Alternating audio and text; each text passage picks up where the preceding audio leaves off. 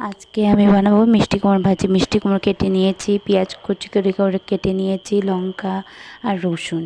কড়াইতে তেল বসিয়ে দিয়েছি, তেল গরম হয়ে গেছে এবং আমি দিয়ে দেবো কালো জিরে ফোড়ন। কালো জিরে দেওয়ার পর দিয়ে দেব রসুন কুচি। রসুন কুচি দিয়ে দিলাম। এখন দিয়ে দেব পেঁয়াজ কুচি। পেঁয়াজ কুচি দিয়ে একটু নেড়ে চেড়ে হলুদের গুঁড়ো আর লবণ দিয়ে দেবো, মানে নুন। লঙ্কাও দিয়ে দিয়েছি, সরি লঙ্কাটা ভুলে গেছিলাম বলতে। তো লবণ দিলাম, হলুদের গুঁড়ো দিলাম। এখন আমি দিয়ে দেব মিষ্টি কুমড়ো কেটে নিয়েছিলাম ওগুলো। মিষ্টি কুমড়ো কেটে নিয়ে ভাজা ভাজা হতে দেবো। এখানে আরেকটা সবজি দেখাবো, পনির পকোড়া দিয়ে আমি পটল আলুর ঝোল বানাবো। তো পনির পকোড়াটা বানিয়ে নিয়েছি, আলু কেটে নিয়েছি, আদা পেস্ট, লঙ্কা কেটে নিয়েছি, পটল ভালো করে কেটে ধুয়ে রেখেছি। এখন মিষ্টি কুমড়ো ভাজিটা হয়ে গেছে, আমি তুলে নেব। মিষ্টি কুমড়ো ভাজিটা তুলে নিলাম। কড়াই আবারও বসিয়ে দিই, সেই কড়াইতে আবারও তেল দিয়ে নেব। তো কড়াইতে তেল দিয়ে দিয়েছি, গরম হয়ে গেছে। এখন আমি দেখো আগে কী করব, ভালো করে গরম। জিরা খুঁজে পাচ্ছি না, আমি পাঁচ ফোড়ন দিয়ে বানাবো। পাঁচ ফোড়ন ভালোই লাগে, তো আমি পাঁচ ফোড়ন দিয়ে দিয়েছি।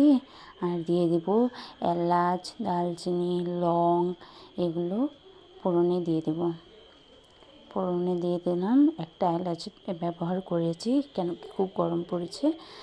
আদা কুচি দিয়ে দিলাম। এখন দিয়ে দেবো আমি আলু। লঙ্কাটাও ছিল, লঙ্কাটাও দিয়ে দিলাম, লঙ্কাটা ভুলিয়ে যাচ্ছে। আলুটা দিয়ে দিলাম, আলুটা দিয়ে ভাজা ভাজা করে নেব, ফ্রাই করে নেব মানে। এখন একটু লবণ দিয়ে দেবো, মানে নুন দিয়ে দেবো।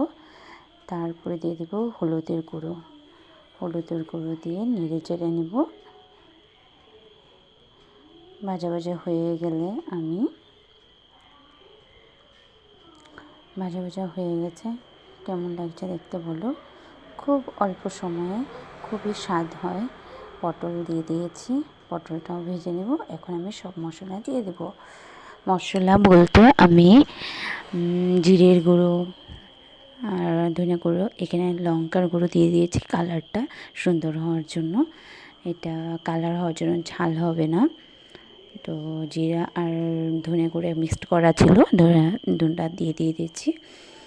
এখন আমি একটু চিনি অ্যাড করে নিলাম। চিনিটা দিলে তরকারিটা ভালো লাগে, মিষ্টি মিষ্টি একটু ভালো লাগে। গরম জল দিয়ে দিলাম। এখন আমি ঢেকে দেবো 5 মিনিট পরে আবার খুলে নেব। দেখো কি সুন্দর হয়েছে না দেখতে। গরম দিনে এরকম ঝোল তরকারি খেতে খুবই ভালো লাগে। আর কারো ঘরে দুধটা নষ্ট হয়ে গেলে সেই দুধটা দিয়ে ছানা বের করে পকোড়া করে এরকম করে তরকারি করা যায়। তোমরা কে কে করো আমাকে কমেন্ট করো। আমি লাস্টের দিকে পকোড়াগুলো দিয়ে দেবো। গন্ধটা খুবই সুন্দর বার হয়েছে। কেউ কেউ গরম মশলা গুঁড়াও দিতে পারো। তো আমি বেশি মশলা অ্যাড করছি না, কেন কি প্রচণ্ড গরম পড়েছে। তো গরমে এত মশলা খাওয়া ভালো না। পকোড়াটা দিয়ে বেশি দেরি আমি রাখবো না, বন্ধ করে দেবো গ্যাসের আঁচটা। তো দেখো কী সুন্দর হয়েছে না দেখতে। এখন আমি ঢেলে দেব, একটি পাত্রে ঢেলে দেব।